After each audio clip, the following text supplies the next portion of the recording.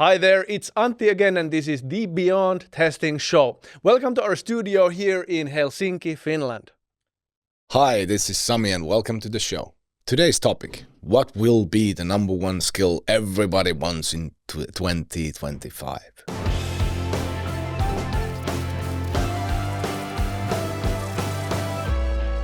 That is a bold question. Yeah. It's The number one skill everybody will want next year. So, I'm gonna say it's security testing. Okay, that's the end of episode. Yeah. Thanks for listening. Thanks for listening. Bye. Okay, but for real, I think we need to address this like from different kinds of angles because there probably is not just single answer for everybody. Yeah.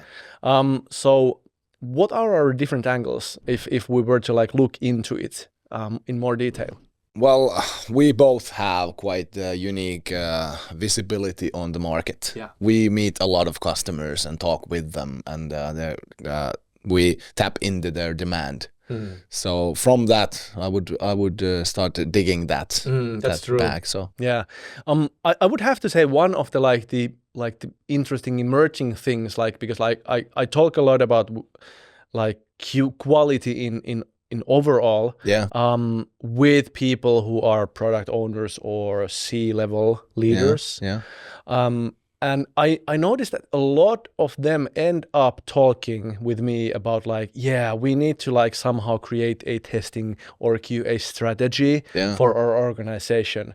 And just like when they start to talk about strategy, like for many people, if you start to talk about strategy, it is a screensaver word. So like a screensaver goes on their face. Yeah.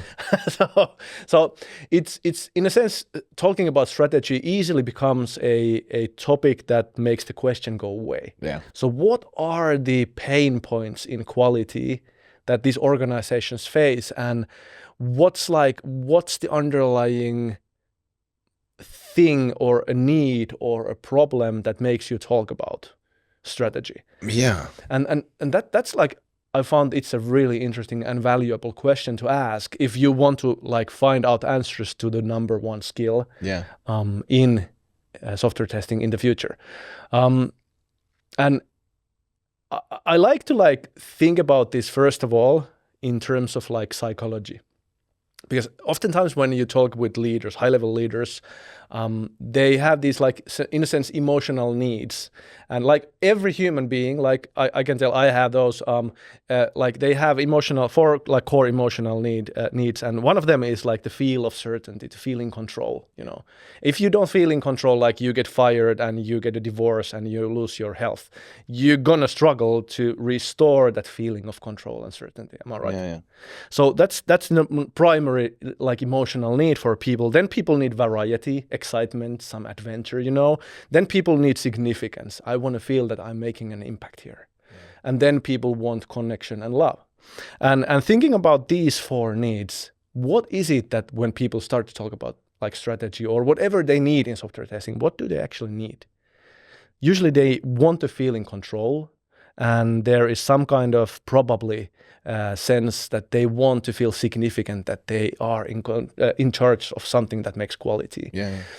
And based on that like answer and that like discovery, so what are the things that we as testers can be more skilled at in creating that situation where things seem or feel more in control? And that's like a big question. And that's why I understand that testing is usually done. The quality assurance is done because like you know more and therefore you should feel more in control. So that's a question for me that I've been like pondering lately about how and what are the things as testers that we could make to help other people feel more in control. I would on that topic, I would stick into the sharing, like our profession. Because it's been a trend already for quite some while that everyone joins the testing effort, not just testing professionals. We are not just testers, we are testing facilitators, that we help others to do testing and join in the effort, and that we can scale the effort and build confidence way more effectively than just us doing the thing. And when we are doing that, we can start evolving our profession also. We have been talking about quality engineering quite a bit.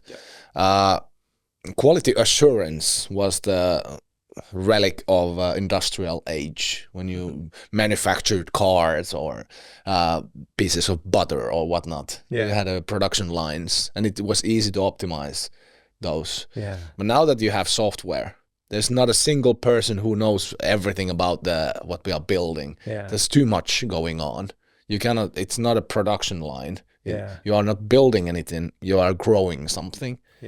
And quality assurance practices, they don't work anymore. You have to go into quality engineering, where you bake the quality into the processes and the product and so on. So when you have done the testing part, so that you share the knowledge and share the competence with the team, that they partake to testing efforts, you can start improving the quality engineering part. So, for instance, bringing the batch sizes down and bringing the impact down. For instance, if there's a mistake, a bug in production, it doesn't create an impact, so it's not a problem as such. And improving observability and helping development to get better flow and that kind of stuff. So it's way more. I hear a lot, lots of this actually reminds me of the first time I was using Uber. Are you using Uber? I haven't ever used. Ever? Oh my God. I have to tell the story because that was the first time when I got this new kind of a user experience, because I was using Uber when I arrived to Dubrovnik airport in Croatia the first time. And I was like, how do I get a taxi here? And I was like, let's try Uber. And it was I would punch in my hotel name and the address there, and then I would press that order button that would order my ride. And I was interested in seeing how it would work. And one of the things that really blew my mind, because I was there with my luggage and stuff like that, and I suddenly started seeing when there was this dot on the screen that looked like a car. And it was driving there. I was like, I can see my ride on the map. And I was like, this is awesome. This is how everything should be. This is how taxi business should always have been. Because I know when the ride arrives, where it is going to be, and then I can just walk out and take it. And I think that's the thing that really disrupted the taxi industry as well, because now every taxi application shows you the car on the map and shows exactly when it arrives.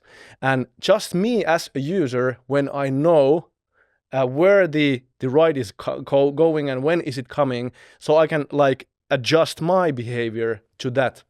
Just that knowing gives me a lot of peace of mind, a lot of control, feeling of control into the process. So basically, this is a long story. I think we are getting way off the topic here. The number one skill for testers to learn, everybody will want next year. But the number one skill, what I'm coming at here is what I hear you also describing is that if you can make it more visible to the people you serve, that where is this process going, what's happening right now, so that they would feel in control, they would see it on the map in a sense. That alone is a thing that will create an insane amount of value in what you do, whatever you do. And that's not only finding the bugs and getting them fixed, but whatever you do as quality engineer up the stream or down the stream or wherever. So that visibility, I would say, is the key word here. Yeah, and I would even expand that when you get good at it, share it. Make sure that everyone does that in the team. That's because it's a risk on its own to keep it all yourself. Become the testing professional or quality engineering professional, but share it with the team, and that the team does the effort and not just you. So that will exponentially grow the impact of that approach. That's true. Actually, one of really trying to think boil it down to really practical habits the sharing and stuff like that. Inside the testing team, for example, sharing sometimes can be in arranging like this afternoon coffee every second Friday just to share your lessons learned and things that you've like messed up and want to ask advice from and stuff like that. Like some kind of like meetups around that, but like really like simple, boiled down to like daily activities. Like we have lots of testing consultants at Prove who work for different kinds of clients in different industries, and like the best reviews that these client consultants get are always in projects where this individual, for some reason, I don't know why, they have decided that they will start writing small bulleted lists of what I achieved today, what I've achieved this Friday, quick snapshot kinds of reports to people who matter. Yeah. Just email them and they tell me that like they never respond or probably never even read it. But when we look at the reviews, they are stellar reviews compared to everybody else. Yeah. Just as like sharing of information and sharing, building that visibility is the game changer. For example, these like review scores that consultants get. Yeah, and making it in a way that everyone can take it from where you left. Exactly. So that, for instance, Maaret Pyhär, we told yesterday at Testing Assembly. About the using automation as documentation. Yeah. So when you build, for instance, automation harness, build it in a way that it's apparent to everyone. Everyone in the team can join in and contribute that and create a lasting impact that stays after you've gone. Yeah. So that's I would, for myself, I will try to improve that skill in 2025. I feel a bit of like feelings of guilt also when I'm talking about this visibility aspect. So I probably am not doing inside my organization. I'm not doing it nearly enough for the people that work with me and like work in the company. So yeah, I think that would be a pick for me as well. That's the same kind of like different angle to the same topic. Yeah. And considering that we both work at the management of our companies, C-level, we need to do also our work. Excel sheets or receipts. Not just talk to the camera and to these microphones here. Just not just talk, but like really do some work. Yeah, and in a way that anyone could continue from the Excel sheets we created and anything we do. The continuity of all of it. And sharing it and joining the team. So if we were like trying to boil this down, like we started the whole journey into this like rabbit hole of like stories and like strange takeaways from seminars and stuff like that. So if we were to boil it down to like one answer, what's the number one skill everybody should should get to the next year? Everybody will want for the next year. So the pick is for me, it's the skill of visibility, making things visible. Even though I would have wanted to say performance testing, security testing, AI or something like that, that would be the skill of visibility. Yeah, absolutely. And I also had mine in certain tools and techniques and whatnot. But sharing is caring, and that's my number one. So yeah, wow.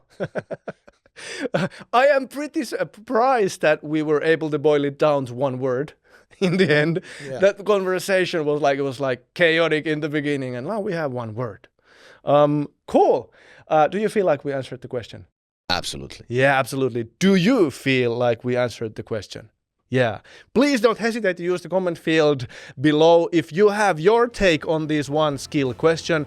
And if you have any questions of your own, please don't hesitate to post them in the comments field or to us via social media.